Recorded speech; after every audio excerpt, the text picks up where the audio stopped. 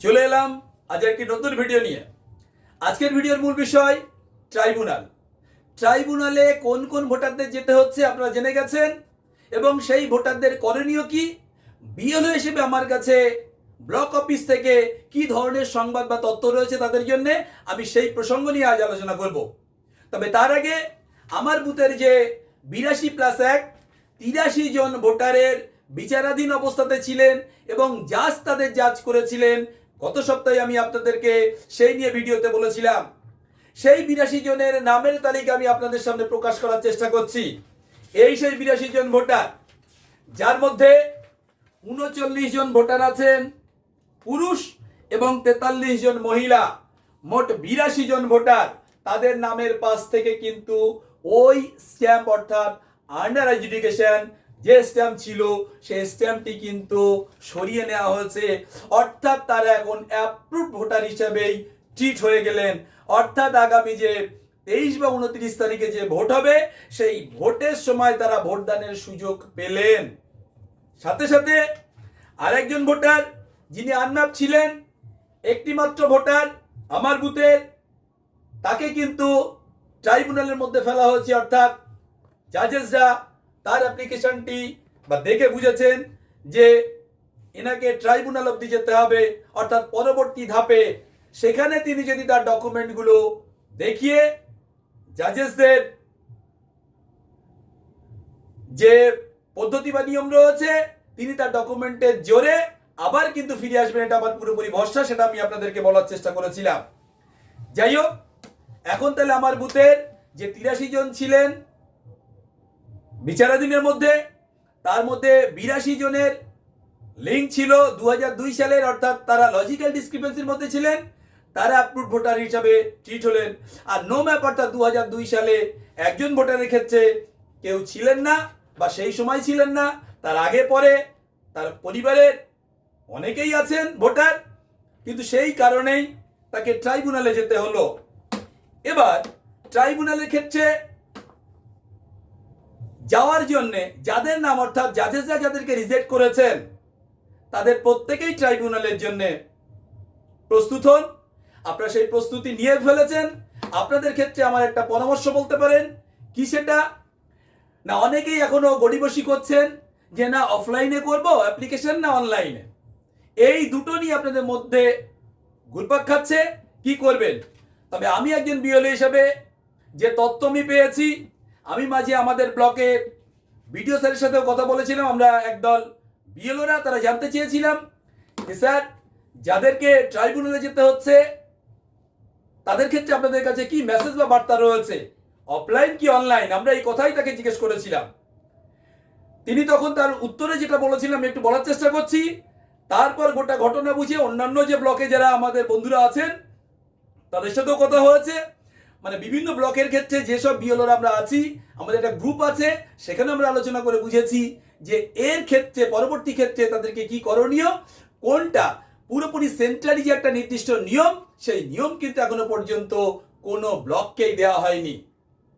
Video sir কি বলেছিলেন যে না যারা যারা অফলাইনে ফর্ম পূরণ করেছেন বিডিও অফিসে জমা করেছেন, যদিও তাদের ওগুলি জমা দেওয়ার কথা ছিল এসডি অফিসে, কিন্তু তবুও সেখান থেকে বলা হয়েছিল আপনাদের ব্লক অফিসেই জমা করুন।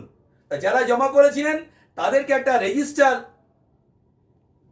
বিডিও সাহেব তিনি তার 4 জন স্টাফকে দিয়ে রেজিস্টার তৈরি করেছিলেন, কারা কোন পার্টের এবং তারা কি কি ডকুমেন্ট দিয়েছিলেন। তার বক্তব্য যে আমরা এই যে ডকুমেন্টগুলো পেয়েছি, কারা কারা আমাদের এখানে কি ডকুমেন্ট জমা করলেন অফলাইনের ক্ষেত্রে বলছি, সেগুলো আমরা স্ক্যান করেছি, মেল করেছি জেলা অফিসে, কিন্তু তার ক্ষেত্রে এখনো কোনো ফিডব্যাক আসেনি। তাই তার বক্তব্য যে আপনারা দেরি করবেন না, এই মুহূর্তে আপনারা অনলাইনে অন্তত একটা অ্যাপিল করুন। ইসিআই নেটে যে অপশন রয়েছে আন্ডার এডুকেশন বলে যে অপশনটা রয়েছে, সেখানে অ্যাপিল করার একটা জায়গা রয়েছে, অবশ্যই আপনারা দেরি করবেন না, অ্যাপিল করে ফেলুন। অ্যাপিল করলে কি হবে, যে প্রক্রিয়াটা পরবর্তীতে হবে অর্থাৎ ট্রাইব্যুনালে আপনাদের এই সমস্যার নিষ্পত্তি ঘটবে, কিন্তু ওই অনুযায়ী আপনি যদি অ্যাপিল করেন তবেই তার ভিত্তিতে আপনাদের ওটা জাজ করা হবে পুনরায়। যদি আপনি অ্যাপিল না করেন, আপনার যদি অ্যাপ্লিকেশন কমিশনে যদি না পৌঁছায়, তাহলে কিন্তু আপনি সিস্টেমের বাইরে চলে গেলেন, অর্থাৎ আপনার কিন্তু পুনরায় জাজিরার কোনো সুযোগ থাকলো না। তাই কোনো কিছু না ভেবে অনলাইনে একটা অ্যাপিল করে দিন, এই মুহূর্তেই করুন, একবারে দেরি করবেন না। তাদের ক্ষেত্রে আমার কি বলার, যে যাদেরকে এইভাবে একটা দুটো নয়, আমার পার্টি যেমন একজন আছেন, কিন্তু আশপাশে চারিদিকের যা সংবাদ, শয়ে শয়ে না হাজারে হাজারে ভোটারকে ট্রাইব্যুনালে যেতে হবে, তাদের স্বাভাবিক একটা ভয়ের মধ্যে তারা আছেন। তবে তাদের ক্ষেত্রে আমি বিভিন্ন দিক থেকে সংবাদ নিয়ে এবং আমার উপলব্ধি থেকে যেটা আমি বুঝেছি, ট্রাইব্যুনালে গেলে আপনারা অনেক সুবিধা পাবেন, যে সুবিধাটা আপনার ব্লক স্তরে অর্থাৎ বিডিও অফিসে জাজেসরা যখন ডকুমেন্টগুলো দেখেছেন, সেই ডকুমেন্টগুলো দেখার ক্ষেত্রে যে সুবিধাটা আপনারা পাননি, ট্রাইব্যুনালে গেলে কিন্তু আপনারা সেই সুবিধাটা পাবেন। কিরকম সেটা? এখানে জাজেসরা দেখেছেন কি, আপনাদের দেয়া যে ডকুমেন্ট সেটা তারা দেখে যেটা মনে হয়েছে সেই অনুযায়ী তিনি অ্যাকসেপ্ট বা রিজেক্ট করেছেন। আত্মপক্ষ সমর্থনের কোনো উপায় নেই, না আপনি নিজে হাজির ছিলেন, না আপনার হয়ে কেউ হাজির থেকে আপনার হয়ে কেউ সওয়াল করেছেন, না। কিন্তু ওখানে যখন ট্রাইব্যুনালে যাবেন, আপনার সমস্ত ডকুমেন্ট থাকবে, আপনার পরিবারের যারা যেখানে আছেন ভোটার 2002 সাল তো বটেই, 2002 সালের আগে সেটা 71 সাল হতে পারে, 56 সাল হতে পারে, বা অন্যান্য বিভিন্ন সালের আপনার কাছে আরো দলিল রয়েছে, একাধিক তথ্য নিয়ে আপনি সেখানে হাজির হতে পারবেন এবং আপনার সাপোর্টে আপনার উকিল থাকবেন, আপনার হয়ে কথা বলবেন, বা আপনি নিজেও কিন্তু আপনার হয়ে সওয়াল করতে পারবেন। তাই সেখানে আপনার হয়ে যেহেতু আত্মপক্ষ সমর্থনের সুযোগ রয়েছে, তাই আমি সাংঘাতিক রকমভাবে আশাবাদী যে আপনাদের এই ডকুমেন্ট দেখে যেমন শয়ে শয়ে বা হাজারে হাজারে রিজেক্ট হয়েছে, তেমনি শয়ে শয়ে বা হাজারে হাজারে আপনারা আবারও অ্যাপ্রুভড ভোটার হিসাবে ফিরে আসবেন। তাই আর কোনো রকম দেরি নয়, আপনাদের কাছে অনুরোধ, আপনারা এই মুহূর্তেই অনলাইন অ্যাপিল করুন এবং সাথে সাথে অফলাইনে যদি ভাবনা চিন্তা থাকে, দু রকম ভাবে করা যেতে পারে, যে কোনো একটার করার কথাই আমাদেরকে বলা হয়েছে যে একরকম ভাবেই ওনারা করুন।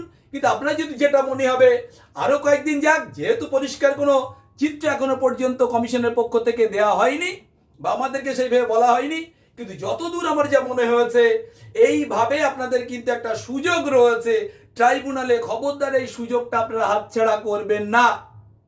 তাই হাতছাড়া না করতে গেলে কি করতে হবে, এখনই অনলাইন একটা অ্যাপ্লিকেশন করতে হবে, যার একটা প্রিন্ট আউট আপনি পেয়ে যাবেন, যে প্রিন্ট আউটে আপনার একটা নম্বর থাকবে, সেই নম্বরের ভিত্তিতেই আপনাকে আগামীতে ট্রাইব্যুনালে ডাকা হবে এবং ওই দিন আপনি আপনার সমস্ত তথ্য নিয়ে হাজির হবেন এবং আপনার ডকুমেন্টের জোরে, আপনার লিঙ্কেজের জোরেই কিন্তু আপনি আবারও রিজেক্ট থেকে অ্যাকসেপ্ট হবেন এবং ভোট দেওয়ার সুযোগ পেয়ে যাবেন। যাই হোক, গোটা রাজ্যের যা পরিস্থিতি, একজন বিএলও হিসেবে আমিও সাংঘাতিক রকমভাবে মর্মাহত। আমার পার্টের কি চিত্র সেটা যদি আমি এখনো বলি, কিন্তু এমনই হচ্ছে যে কাদের সাথে কি বলবো, এই জন্যেই আমি নিজে যেন ভিতর থেকে কুকড়ে যাচ্ছি যে গোটা রাজ্যের এক চিত্র। আমরা হয়তো একটা দুটো বুথের হয়তো পরিসংখ্যান কিছুটা হলেও ভালো, কিন্তু যারা এই সমস্যার মধ্যে পড়েছেন, বিএলওরা তারা কত খাটাখাটি করেছেন, তাদের শরীরের যে অনেকে বিভিন্ন রকম সমস্যার মধ্যে ভুগছেন, শারীরিক অসুস্থতার মধ্যে, তারপরেও কিন্তু তারা তাদের সাধ্যের বাইরে গিয়েও চেষ্টা করেছেন কিভাবে সমস্ত ভোটারের পাশে থাকা যায়। তারপরেও যখন এই ধরনের একেবারে হাজারে হাজারে রিজেক্ট, এটা সত্যি মানা যায় না, এটা ভাবাই যায় না যে কি করে সম্ভব যে বুথের এতজন মানুষ তারা ডিলিট হয়ে গেলেন, তারা রিজেক্ট হচ্ছেন। কই, তারা তো কেউ তো ভারতের বাইরে নন, সবই তো ভারতীয়, তাহলে এটা কেন হলো? যাই হোক, নির্বাচন কমিশন নিশ্চিতভাবে আমরা আশা করব যে আগামীতে আমরা যারা কমিশনের কাজ করছি আমরা যেন সেই ভরসাটা পাই, যে কাজের মূল্য যেন আমরা পাই। সাধারণ যারা ভোটার ছিলেন, যেভাবে তাদেরকে ডিলিট করা হয়েছে, প্রত্যেক বিএলও কিন্তু এই ভোটারদের এগেনস্টে আন্ডারটেকিং দিয়েছিলেন যে না, আমি জানি ইনি ন্যায্য ভারতীয়, তাই এনাকে সেইভাবেই বিচার করা হোক। অথচ তারপরেও কেন এই যে হাজার হাজার বা শয়ে শয়ে বাদ, এটা সত্যি আমাদের মাথায় আসছে না, আমরা বুঝতেও পারছি না। তাই যাদের নামে ডিলিট হয়েছে বা রিজেক্ট হয়েছে, আমি আবারও তাদের উদ্দেশ্যে বলছি, আপনাদের মনের অবস্থা কিছুটা হলেও অনুধাবন করতে পারছি। কিন্তু এই সময় আপনাদের কাছে আমি বিএলও হিসেবে আপনাদেরকে একটাই পরামর্শ দেব, ভেঙে পড়বেন না, আপনার মন শক্ত করুন এবং আগামীর জন্য নিজেকে প্রস্তুত করুন। তার প্রথম ধাপ হচ্ছে অনলাইন অ্যাপিলটা করে ফেলুন। দেখবেন আপনারা পরবর্তীতে আবার সেই আগে যেমন ভোটাধিকারের যে সুযোগ আপনারা পেয়েছিলেন সেটা নিশ্চিতভাবে ফিরে পাবেন, এই ভরসা, এই আশা রেখে সকলকে অগ্রিম শুভেচ্ছা জানিয়ে আজকের মতো ভিডিও এখানেই শেষ করলাম। ভালো থাকবেন, সুস্থ থাকবেন। ধন্যবাদ সকলকে।